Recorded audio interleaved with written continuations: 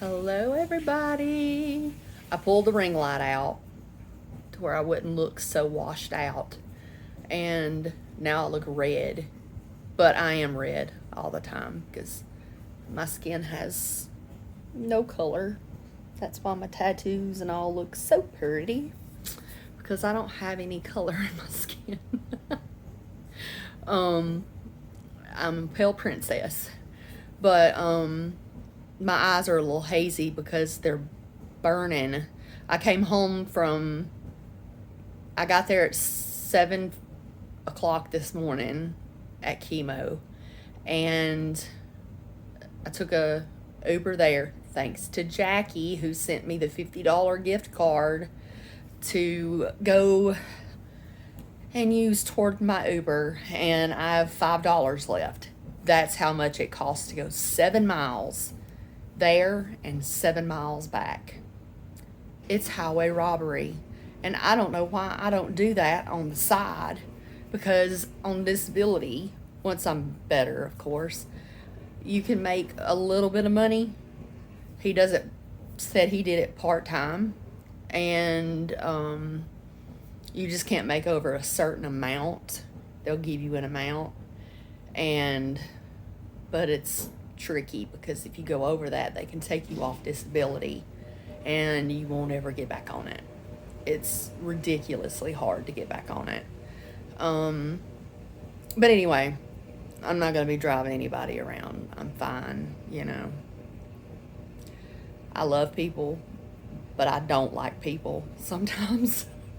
And anyway, so I didn't get home until like 3 o'clock. Because if you've been through this, and comment if you have, that I took my Taxol at 3.5 or 4 hours, and then I had to see my doctor at like 12:30, and I had slept through most of my first infusion, which is good because usually I sweat and they have to give me ice in a bag and ice to eat because it feels like I'm burning from the inside out. Didn't do it this time. I wasn't sweaty when I woke up, but she said I had been just like an angel sleeping in the corner. I made her close the curtain so nobody could, on either side of me, could see, but they have to see. So yeah, I went and saw the nurse practitioner that works under my doctor. I didn't know what to expect because I said I have one more infusion after this scheduled on February the 8th. What happens? And she said they will schedule a CT scan with and without contrast, and it'll be like an extra in-depth, from head to crotch, basically. Since mine's my ovaries, it'll be the whole torso, all your liver, all your intestines, everything's going to get lit up. And if things are going like they are now, I'll get to have my removal surgery, which will be sometime in the hospital because it's on my right ovary, which has spread to a place on the inside of my abdominal wall, a place on my bowel, all in the same place. Just, it was because of the size of the tumor. I think she said it's like either a baseball or a softball. So it's touching, and so it just spread there. And then it's on my omentum, which I didn't study about this in anatomy, but it's like this I've watched it on an autopsy, like a show where they dissect humans for doctors, and they bring them out and show you different diseases, what they look like. It's a morbid thing, but I just like knowing what the inside of the. I've always loved anatomy and physiology. I was taking it with seniors when I was in the 9th grade and had the highest grade in the class. And so it looks like yellow netting, and you can cut it and lift it up, and that's how they get to your intestines. But for me, they'll be taking it out. All of the affected areas and the areas around it.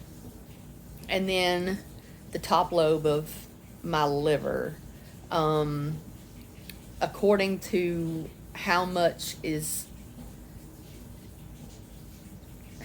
shrunk everything is, will be according to how much they take out. Then I'll stay in the hospital recovering, and I'll go home to recover and then come back for my 5th and 6th, which will be my final what do you call it? Chemo session. And that's when I'll get to ring the bell. Oh, I'm so excited. I see the bell every time I go in there. And they videotape on your phone and their phones, and they put it up on their site, and pictures, and they just give your first name and what cancer you had, and how many months you were in treatment. And I'm not gonna cry. Okay, so I told you something called lymphocytes was off, was really high, and then it lowered. And it's not called that. It's called a tumor marker. I found out from the nurse that was doing my chemo this morning. They did it in my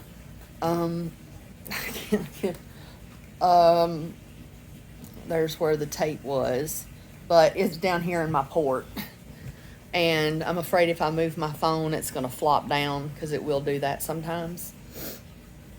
But anyway, yeah, because I got my ring light up with the no light. It's different. But it just helps you to be able to see that I have blue eyes. And anyway, it just makes the picture look better. But so she said that when the first thing they do is go ahead and hook you up with your this weird needle. It's like, and it goes in your port, and it's hard to pull out. But they do that in case you tug at it or something like that during your bathroom visits, because they're also giving you simple saline. And she said your labs are 100. This is the labs that she could tell me about. Like creatine, calcium, magnesium, all your like CBC kind of. But it's way more in depth than that. She said that she came over there and she said, if I looked at your labs in a doctor's office setting that didn't pull anything for like tumor markers and stuff like that, you look 100% normal. There is no lack of iron. There's no magnesium deficiency. The only thing is that I am pre-diabetic, but I'm being medicated, and hopefully I'll lose more weight and I can eventually come off of it. My A1C was better than it was 3 months ago, so it's working. But I've gotten into the habit of liking sweets again, and I've got to get it out of the house. So when my mom, my sister, my nephew, and my brother-in-law come, I'm going to have all of the sweets in the house packed up and give them to my nephew. He'll be happy. He's 13. He's just a little over a year younger than my baby, who's 14, about to be 15. On March 12th, and I can't believe it. He's grown so much. He's 6'2". He's an inch taller than me. And I was surprised because he was wearing square toes. And I was like, where's your sneakers? You always have sneakers on. And he said, well, my daddy got a pair of square toes, and some kids at school have them. But we're not supposed to wear them to school. So my daddy bought me a pair, just a cheaper pair, in case I didn't really care for them that much. But I love them. I put my foot in a shoe, and I wear a 10 in women's. That's not a small foot, but for somebody that's 6'1", that is a normal size foot. I've known people that have been 2 sizes bigger than me and 4 inches shorter. I could shake the boot up and down, and if I just like put my foot down and shook it, the boot would fall off of my foot. He wears a 14 or 13 and a half in men's. He's gonna be a ladies' man, and he's worried about his mama. And I said, boy, I ain't leaving you. You ain't gonna be that lucky. My husband said, ex-husband, he said, well, crap. And I was like, you better watch out. He's like, no, that would be the last thing I would want. That would screw Peyton up forever. And it would. I mean, losing your mama when you're a teenager, as if he hadn't been through enough with a divorce and everything. But I could go on about that all day. Anyway, so the doctor sent the nurse practitioner to come get me, and I grabbed my pole and rolled it up the hallway and went into the conference room. And she came in there and she explained to me that my blood tests were outstanding, and she's never seen somebody that had stage 4 cancer that didn't have any deficiencies in their body. All of my labs, perfect. And she's never seen it. Usually they have like anemia, and they have magnesium, potassium deficiencies, and she asked me, did I take vitamins? And I was like, yeah, I take a women's probiotic. I take prenatals, not because I can get pregnant, because obviously I can't, but because it has better stuff that's in like one-a-days for a third of the price. And she was like, oh, prenatals? I take prenatals. I can't have kids, and I take them too. And because it's good for you. Like, my nails are growing so fast, and my I'm getting some follicles back.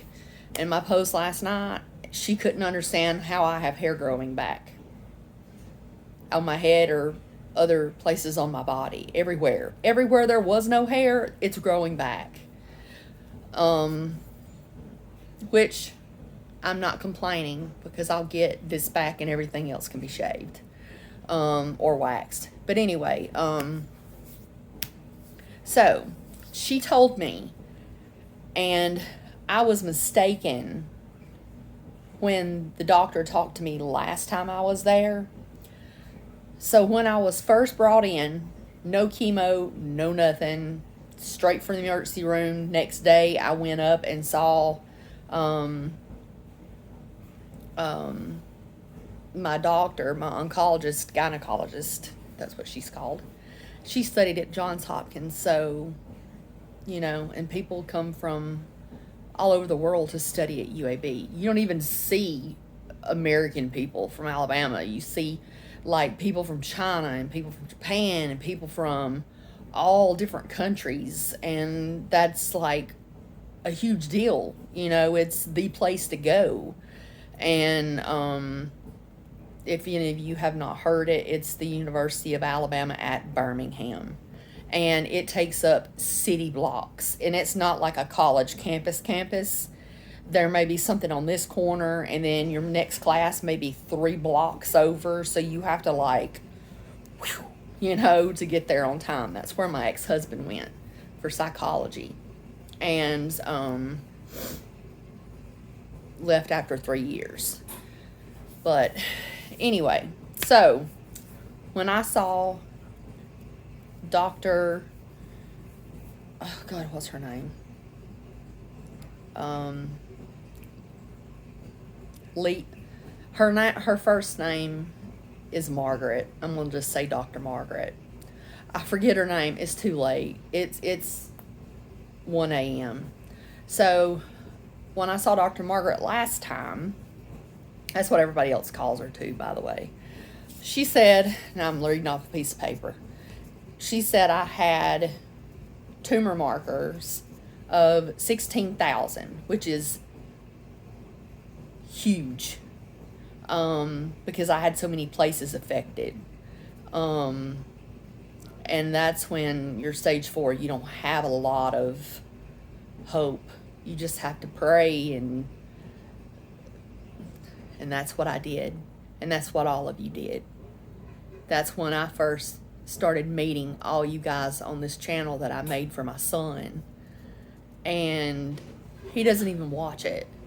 He doesn't even know the name of it, because I won't give it to him, because I don't want him to watch it, because I talk about him, and I did that Q&A, and he would get mad because he thinks his daddy can do no wrong.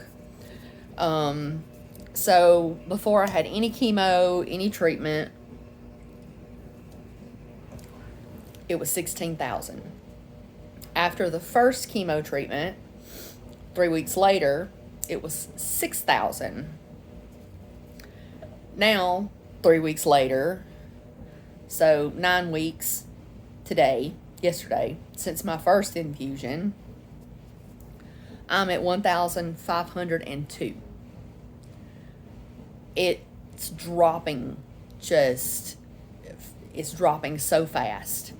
And she said the way it's going at this point, when you come back in 3 weeks on the 8th of February, we don't know what it's going to be. There is a chance that it could go back up. But she said, I don't see that happening, because it's not dropping 1,000 points or 500 points like some people's do, and they take chemo for years and don't get cured, and unfortunately pass away. I was prepared for either one. But I told her, I said, great. I expected good news. I felt like I was going to get good news. And when she told me, and I said, can you repeat that number again? She said 1,502.1 or something like that. And I said, from 16,000. She said, yep. I said, what's a normal amount? She said, up to 30. And I said, oh my God. Prayers work. I knew prayers worked. I've had so many people praying for me. And she got teary-eyed. And she was like, I have always thought you were so precious when you came in here. And you being so young. And I'm like, she was like, 41 is young for stage 4 ovarian cancer.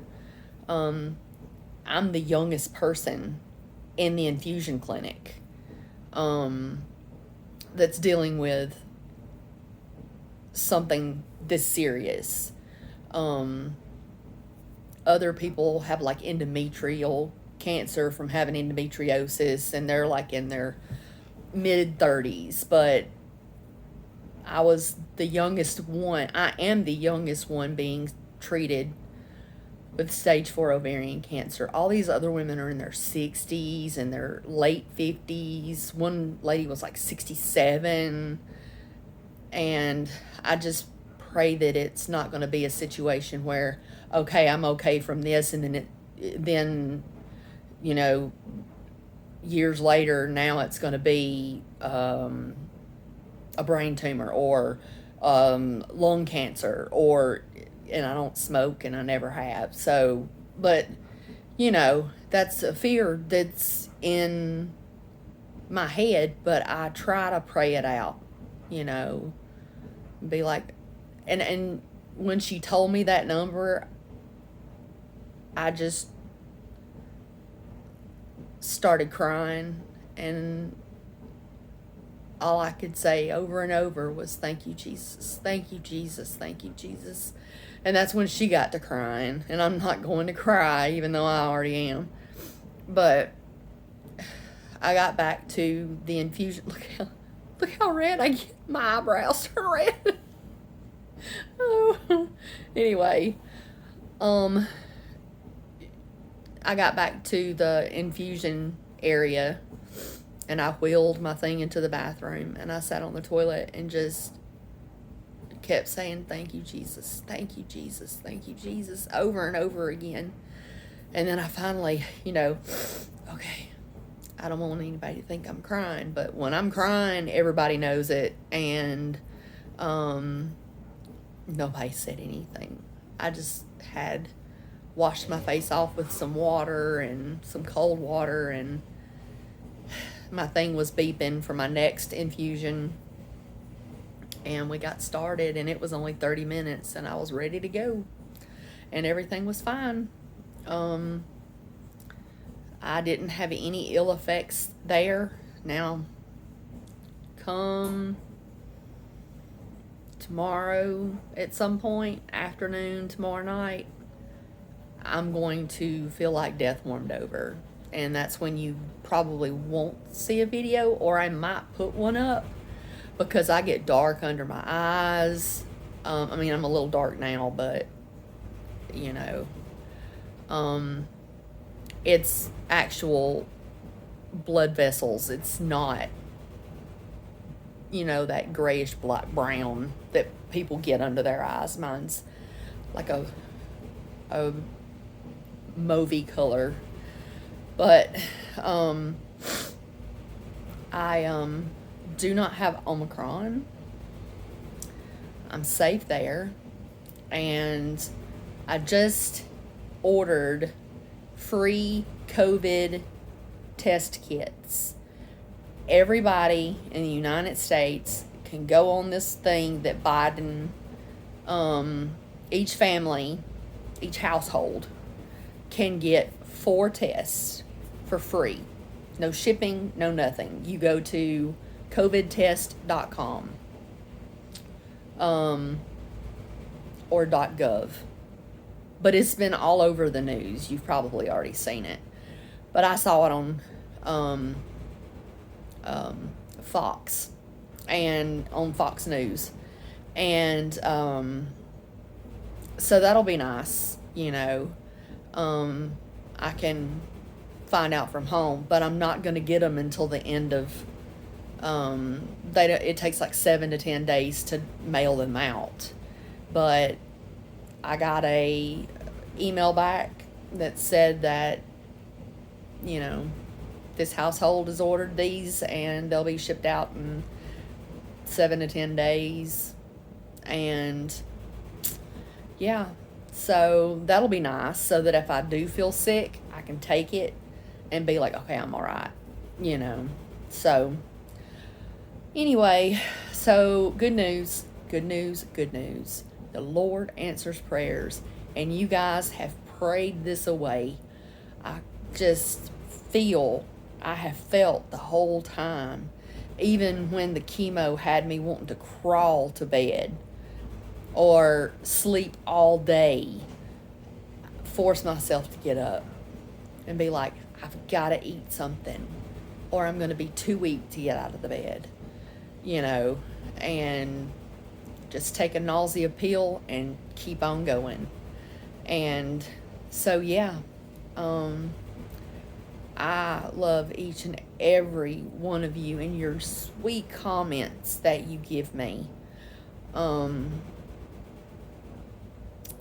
I'll cry going through the comments. It just touches my heart. And like I said, I'm not the same person I was on November 24th when I went into that emergency room. God has changed me. And I don't treat people the same. I don't judge people. I don't like blow up on people like my ex-husband. If I can't say something that if I'm gonna say something that's gonna start a fight, I'll just not say it at all. Or I'll say, I'm saying this and I'm not going to fight with you about it. And he doesn't want to fight either. You know, he wants us to be able to co-parent Peyton, even though I'm not really getting to be co-parenting him because he doesn't even get to be alone with me. And hopefully one day Jason will realize that I wasn't a bad mother. And he made all that up and he believes his own lies. Because how are you going to mistreat a child that you tried to get pregnant for and went to fertility doctors and took medicines that made you sick and just horrible stuff going through to try to have a baby, and then you get that baby and you just hold on to it. You know, that child slept with me till he was like 9 years old. He was right in between us until he got too big. And then my ex-husband went to the other bedroom, and because my child wasn't leaving his mama. And he would be screaming, crying when I'd go to the grocery store the whole time. At like 5 years old, where's my mama? You know, and he'd have to call me and let my son talk to me while I was at the grocery store. And I'd bring him back a treat. And as soon as I sat down in the recliner, he was up in my lap, and give it good 10, 15 minutes, he was asleep. He was asleep. And he used to tell me I had narcolepsy in my shoulder. And I have a ton of pictures of him asleep on me or asleep in my bed, or us both have the flu and Jason take a picture of us together. And anyway, I've been going for 29 minutes, but I have just been so excited today. I've been thinking about filming this all day long, but I fell asleep till 8 o'clock or so. And then I had to talk to my mama and my sister and my other sister, and because I didn't tell anybody anything. So anyway, much love to all you guys. Let's celebrate. Let's celebrate. Things are good. Things are good. And except I did get a $686 bill from my 2 ambulance rides, but it didn't say that the insurance paid anything. So I'm going to call insurance tomorrow, and if not, it's just going to be make payments on it. You know, I have a care credit card and it's low interest, and I'm going to activate it I didn't even know what it was until somebody told me.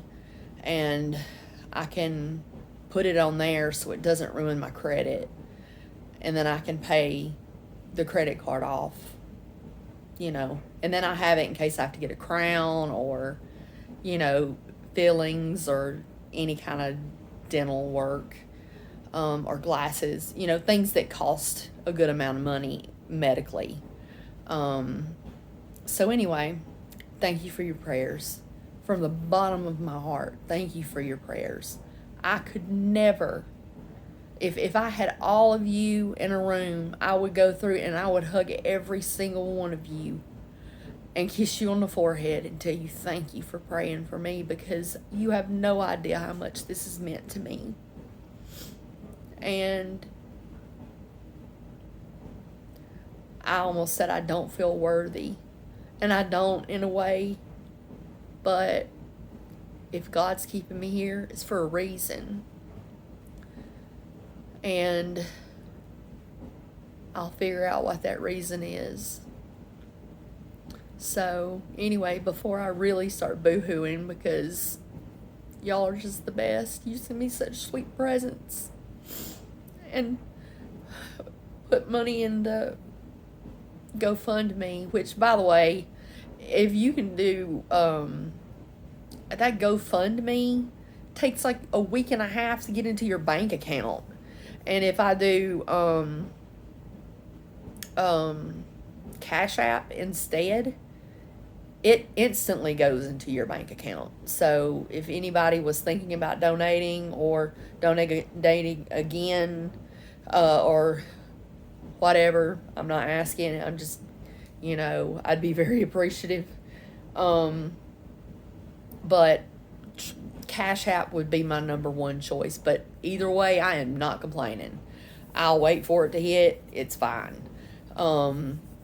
It's for tires and stuff. I'm still working on that. And then it'll, at the same time, it's going to have to be for the ambulance and stuff. But I got so upset when I saw the bill. I just put it in my stack. And I have to just start going through the stack. And some of them are waiting on Viva Medicare to pay their portion. So I don't know what it's going to be. Some of them have been lowered some. And I've been like, thank you, Jesus. Just everything. I just thank God. I thank Jesus for everything. Because if it lowers a couple $100, that's a couple $100 that I won't have to pay toward it. And everything. And since I had to file bankruptcy because of my ex-husband having a DUI when we were married, that was his, you know, check off before he left. As soon as it was finalized, it wasn't a year, he was gone. And so it ruined my credit, but I've got my credit back up to, it was like 740 something from nothing. It wipes you, it just kills it. But I pay my bills on time. I arrange payment arrangements so they don't send stuff to collections, because one day I want to have a place that's mine, you know, and I want to find love again. I want to be married. I want to have, you know, a blended family. That's great. I love kids, you know, and I want the opposite of who I was married to. I want the one I married, not the one who divorced me. So, God bless you all. I love you all. You have no idea. When I open gifts, I quit putting gifts. I didn't want anybody to be like, oh, well, now she knows I didn't buy her anything or give her anything.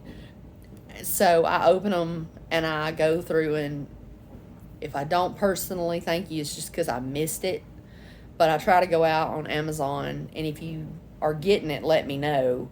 But I do a personalized note on it, and I do the heart symbol on Cash App, and I send a personalized note on GoFundMe to be, and anybody that's sent me something in like an envelope in the mail, like gift cards and stuff, I have got some thank you cards, and I'm sending thank you cards to anybody who's done something that selfless, and I can't thank them online. So I got some really cute thank you cards, and then I'm gonna personally handwrite everybody that's sent me anything like that, that I have an address for. So yeah, I'm a thankful person because nobody's ever given me anything in life. I've had to fight for everything, and getting stuff from people makes me uncomfortable. But it's getting easier because you guys are so generous, so sweet, so nice, and I couldn't ask for a better YouTube family. So enjoy the rest of your week. I'll be posting some pictures from chemo today in the community tab and everything. So anyway, God bless you all. Love you. Bye.